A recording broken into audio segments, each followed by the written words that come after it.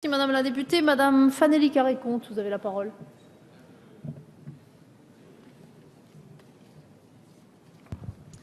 Oui, merci Madame la Présidente.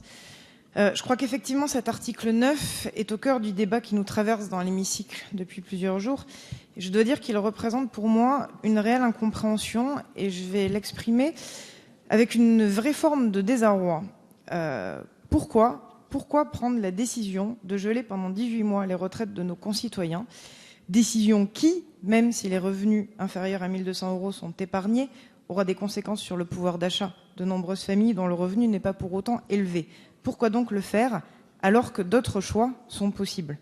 Ce que nous voulons démontrer à plusieurs à travers les amendements que nous avons déposés sur ce texte, c'est que ces orientations ne sont pas une obligation, elles ne sont pas une fatalité et que véritablement on peut faire autrement. En conditionnant les aides aux entreprises pour s'assurer de leur efficacité, en les ciblant vers celles qui en ont le plus besoin, on peut diminuer le volume de ces aides accordées tout en faisant mieux pour l'emploi, mieux pour la compétitivité, mieux pour le pouvoir d'achat, en évitant le gel des retraites. Pourquoi donc s'entêter sur cette mesure? Quand on a une retraite de 1 400 € par mois, ce n'est pas anodin de perdre une quinzaine d'euros. Évidemment, les Français sont prêts à faire des efforts pour l'amélioration de notre situation économique, mais à la condition que ces efforts soient utiles et à la condition que ces efforts soient justes.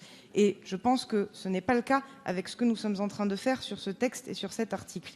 Les Français ne comprendront pas que l'on gèle leur retraite tout en continuant à donner des aides aux entreprises sans condition, que l'on dégage 41 milliards d'euros pour cela quand on va leur demander un effort à travers le gel de la revalorisation de leurs prestations.